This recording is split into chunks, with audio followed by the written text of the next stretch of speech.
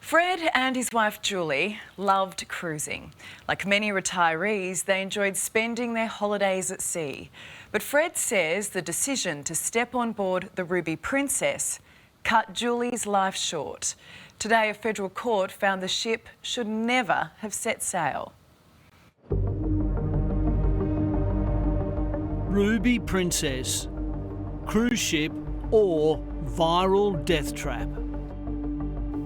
That's it, isn't it? There are a number of considerations that have led me to That's what we all thought. the cancellation of the cruise. Today, after a year-long federal court hearing, the hammer came down on the Ruby Princess. It's cost me, my wife's life because she caught COVID. We caught it a few days after we got home from the cruise. I have found that before the embarkation of passengers on the Ruby Princess for the cruise in question, the respondents knew or ought to have known about the heightened risk of coronavirus infection on the vessel and its potentially lethal consequences.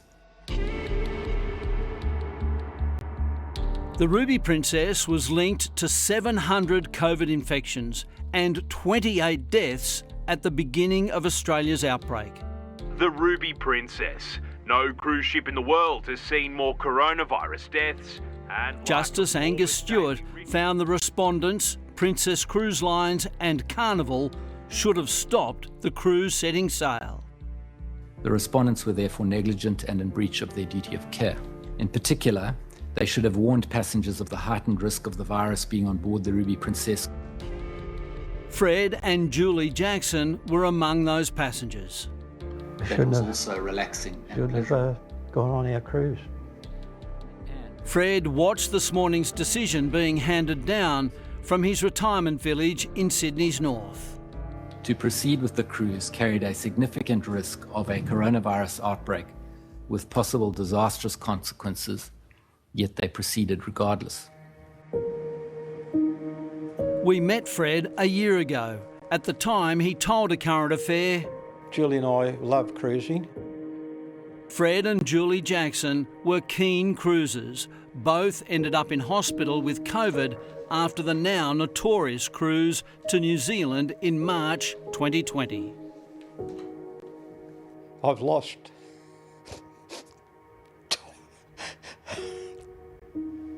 time together, which we were enjoying. I've lost all that because of bloody stupid people and greedy people.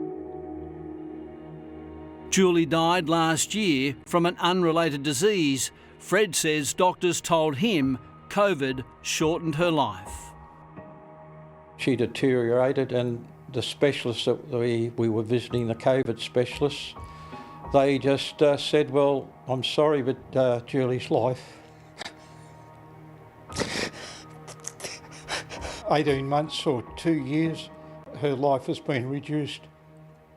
It has been a long haul for many people, I'm sure.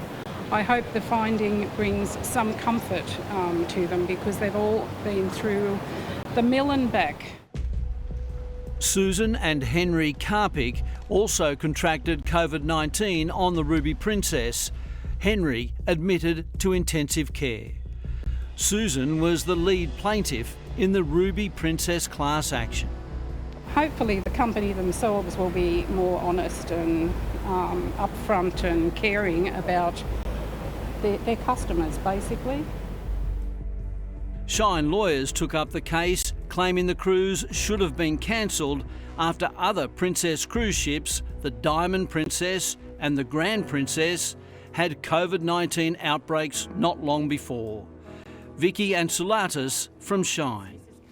This is the first successful cruise ship class action in the world, so I think cruise ships will be, paying attention to this case and the comprehensive findings that the court made. I guess you could look at that and it's a win for the passengers against the cruise liners, isn't it? Yes, it is, yeah. You're right there. But Fred Jackson isn't celebrating. He lost his wife and now his health is deteriorating. And he has no idea where today's decision leaves him. He just hopes any compensation will cover his medical bills. It's cost me roughly $40,000-50,000 in medical expenses from things that have flowed on from that cruise.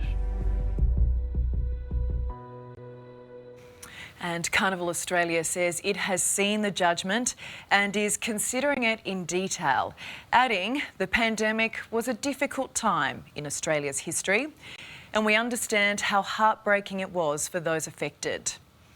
It feels like a brief, to be honest, a little hollow response when 28 lives were lost and, as we saw just there, so many others impacted.